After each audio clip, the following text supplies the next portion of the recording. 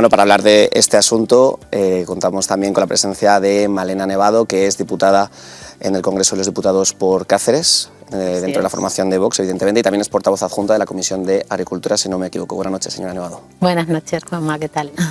Pues muy contentos de tenerla hoy aquí. Hemos visto lo que está ocurriendo en Sri Lanka y muchas veces cuando nosotros vemos en los grandes medios, pues ha habido en X país que nos es muy ajeno, que nos es muy lejano, una revolución, muchas veces no sabemos exactamente qué es lo que ha pasado. Y es curioso porque no se está informando hasta qué punto el cambio de la política agraria ha sido fundamental, como estábamos viendo en este vídeo, para la caída del gobierno. Han intentado implantar que el 100% de su agricultura en un año sea ecológica, sea orgánica, y lo que les ha llevado es a la ruina y a la miseria.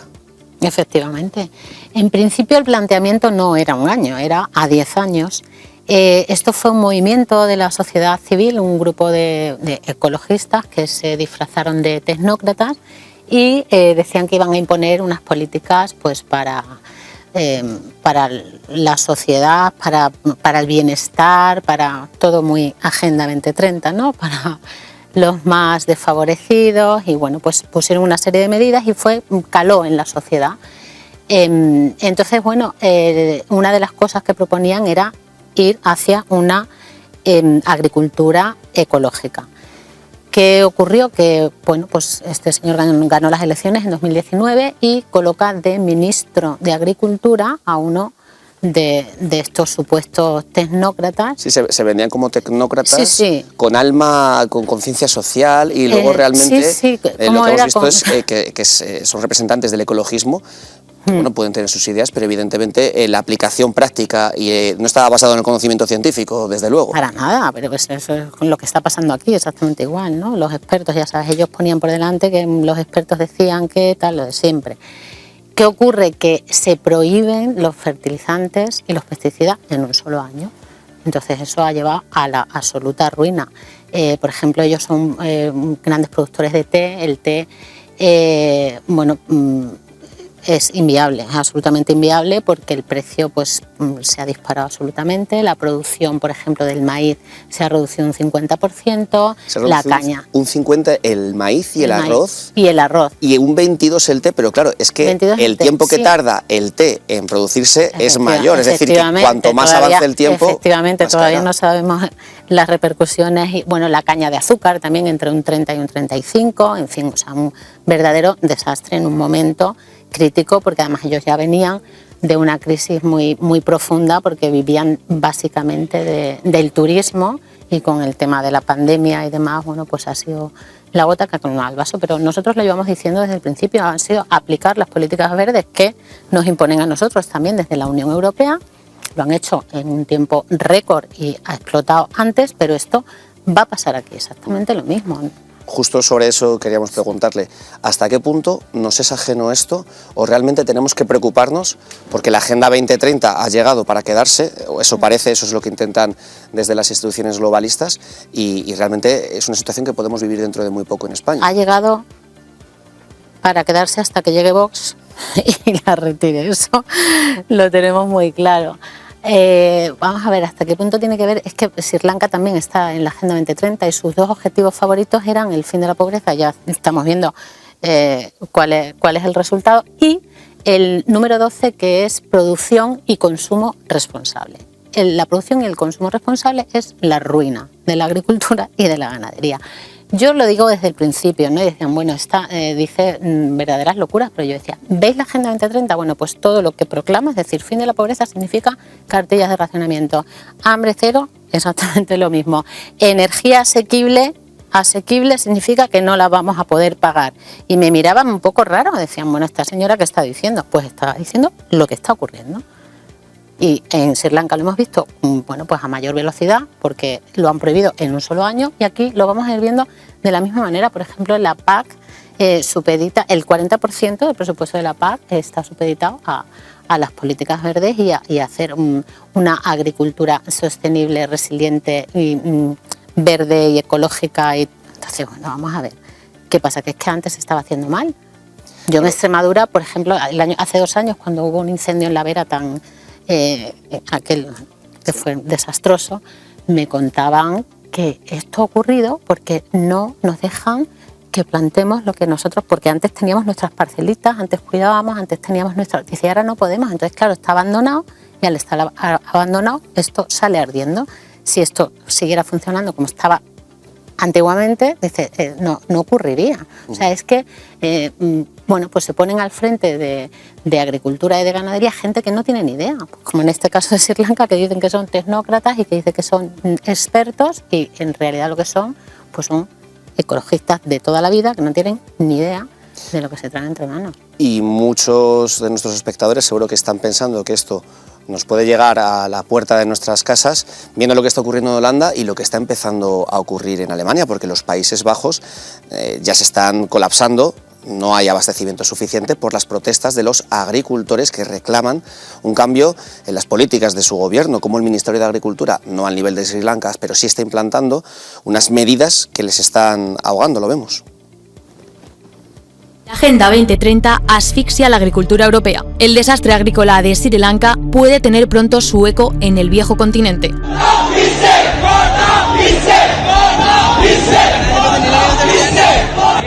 Los agricultores holandeses se han rebelado contra la propuesta de su gobierno de reducir las emisiones de óxido de nitrógeno y amoníaco a mitad para 2030.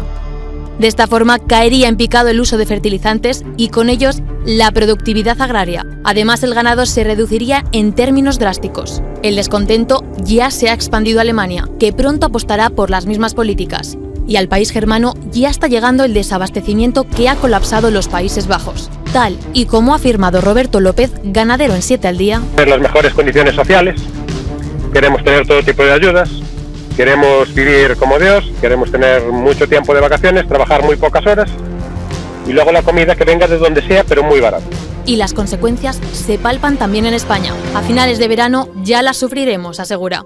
La producción láctea ha caído en picado y el que quiera leche la va a tener que pagar. Yo lo dije en su día que se pagaría por encima de €1 las marcas blancas en los lineales. Aún así, la Comisión Europea sigue aferrada a sus objetivos. Alcanzar en 2030 un 25% de producción ecológica, reduciendo un 25% el uso de fertilizantes y a la mitad el de los fitosanitarios. Es decir, que si Sri Lanka intentó imponer una agricultura 100% ecológica, en teoría en 10 años, luego lo llevó a cabo en solo un año y está como está, si Holanda está intentando implantarlo de una forma más avanzada y el plan para España es en un 25% de agricultura orgánica de cara al año 2030, el desabastecimiento es una opción muy real. Pues es que es inviable. Si es que tú hablas con los agricultores, el otro día estuve en Mérida con una serie de agricultores, con la Unión de Uniones, y decían que es que era inviable. Dice, si a nosotros nos gustaría, dice, bueno, a mí no me importa tener un cultivo ecológico tal, pero ¿quién me lo paga? Dice, además estamos compitiendo con productos que vienen de países terceros que no tienen ningún tipo de restricción ni de prohibición, que tienen unos costes salariales 10 veces inferiores a los nuestros, que utilizan los fertilizantes que les da la gana, que no tienen un sistema de calidad como el que tenemos nosotros, ni la burocracia que tenemos nosotros. Y dice, y entonces, ¿cómo competimos? ¿Cómo es posible que...? Nosotros lo hemos dicho 1000 veces en comisión, nos han llegado a llamar antieuropeístas los señores del Partido Popular por decir que es que lo que no se puede es seguir compitiendo con países que no reúnen los mismos requisitos que nosotros y a los que no se les exige lo mismo que a nosotros. Y bueno, pues ellos los agricultores dicen, bueno, si a mí no me importa que me impongan lo que me quieran imponer, pero que sea viable y que sea rentable, es que no lo es. Además ellos habían hecho un estudio, lo tengo aquí, decían que a lo que nos iba a llevar, por ejemplo, con lo de la política agraria, ¿no? Decía que el planteamiento que incluía la reducción de los plaguicidas y de los microbianos en el 50% y fertilizantes el 20%, y que al final esto supondría una caída del 12% de la producción agraria, un aumento del 2% de las importaciones, un descenso del 20% de las exportaciones y un recorte del 16% de los ingresos brutos agrarios. Y dice, es que esto no nos lo podemos permitir, porque directamente ya es que estamos trabajando en muchas ocasiones a pérdida y ya es absolutamente inviable. Claro, porque si se produce un desabastecimiento porque se encarecen al hacerse todo de una forma 100% ecológica, 100% orgánica, como se dice, casi en un ambiente de agricultura preindustrial, lo que ocurre es que se encarece todo muchísimo más, la productividad baja mucho y al final, como todo el mundo necesita consumir y no puede a los precios a los que se dispararía, eso llevaría a lo que usted está diciendo, a la importación de productos de países que tienen menor calidad, menos derechos laborales para sus trabajadores. Evidentemente ya de la contaminación hablamos cuando al final se está importando productos de más allá del océano en vez de tenerlos locales. Al final todo esto responde a políticas globalistas que lo que intentan aplicar es un mismo modelo con independencia de las características de cada lugar de la misma forma. No tiene sentido, es que no se pueden poner las mismas políticas en 193 países que no tienen nada que ver unos con los otros. Ya te digo que nos llamaban, a nosotros nos decían antieuropeístas en comisión los señores del Partido Popular, y nosotros les decíamos, vosotros sois globalistas porque sois los que habéis firmado esta agenda. Quien trajo esta agenda 2030 a España fue el señor Rajoy y la defienden a muerte. Y yo alucino cuando voy a las manifestaciones con nuestros agricultores y ganaderos y me encuentro allí a los señores del Partido Popular. Digo, pero vamos a ver, es que no se puede estar con la Agenda 2030 y con la agricultura y con la ganadería. Es que no se puede estar con la gente del campo y con la Agenda 2030. Yo a veces creo que es que o no saben lo que implica o no saben lo que realmente hacia dónde nos conduce esta agenda, o son unos irresponsables, o aquí hay algo que no está funcionando porque no es normal. Nosotros lo vimos desde el principio. Nos estamos oponiendo a estas políticas desde el principio. ¿Qué es lo que pasa? ¿Por qué no podemos mirar para otro lado y dejar la agenda y empezar a trabajar para los españoles, no para la Agenda 2030? ¿Para quién trabajan realmente? ¿A quién le beneficia? ¿Qué ha pasado en Holanda? ¿Qué ha pasado? ¿Han quemado una fábrica de quién? De Bill Gates. ¿De carne qué? Sintética. Sintética, claro. ¿Por qué? Porque al final, si te pones a investigar, a quien no interesan estas políticas es a nuestros agricultores, a nuestros ganaderos y a la economía, en este caso, de España. A ver a quién interesa, a ver quién ha diseñado esta agenda, a ver quién está detrás. Es que hay que preocuparse un poco por investigar este tipo de cosas y mi grupo parlamentario lo hizo desde el minuto 1. Cogimos la agenda y vimos a ver qué implicaciones tenía, si esto era beneficioso o no para España, qué había detrás y, hombre, te lo tienes que estudiar y tienes que investigar antes de decir sí o no. De hecho, les pusimos una trampa, porque al principio dijimos, bueno, vamos a darles una oportunidad. Estaba con Ricardo en la Comisión de Agricultura, le dije, Ricardo Chamorro. Sí, con Chamorro, le dije, vamos a proponerles en la comisión la sostenibilidad de ecosistemas terrestres, el objetivo número 15, porque como la dehesa española, que es la joya de la corona, que es de donde salen los productos ibéricos, en fin, el corcho es un ecosistema único en el mundo que se está muriendo porque tiene una enfermedad, la Phytophthora cinnamomi, bueno, comúnmente la llaman la seca, que se carga el árbol en cuestión de meses.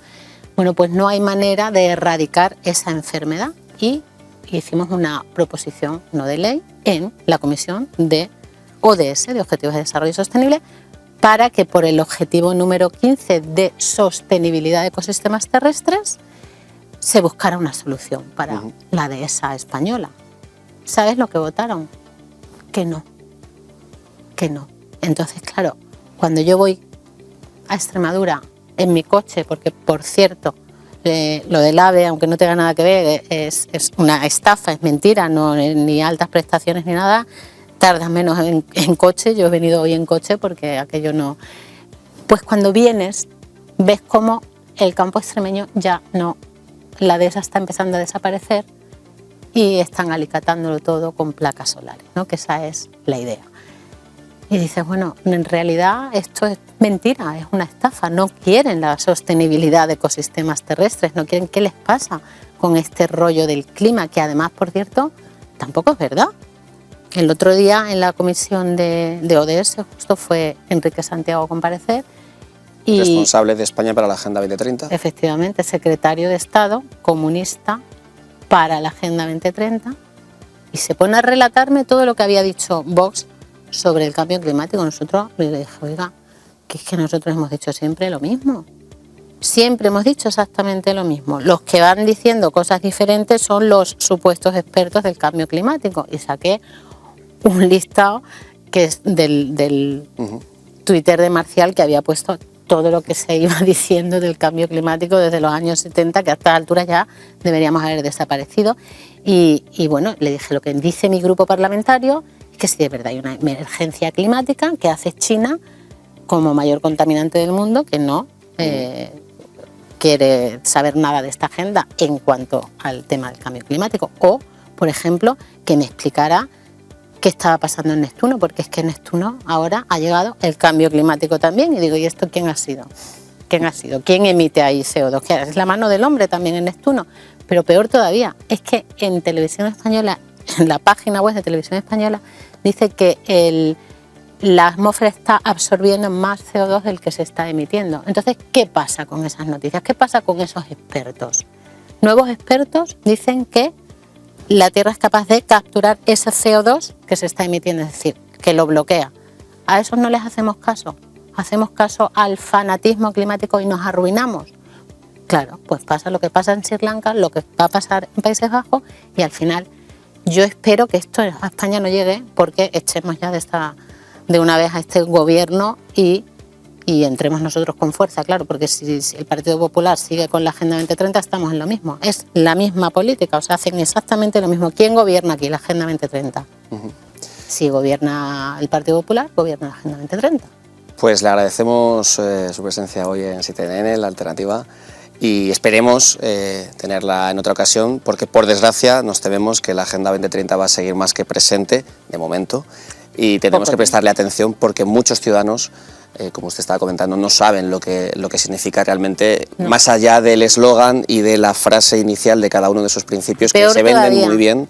Los votantes del Partido Popular no lo saben, y peor todavía, y muchos diputados autonómicos todavía tampoco son conscientes de lo que hay, y espero que lo sean. En fin, pues lo dicho, muchísimas gracias y buenas noches, señora Nevado. Y gracias. Nosotros vamos a ver, al hilo de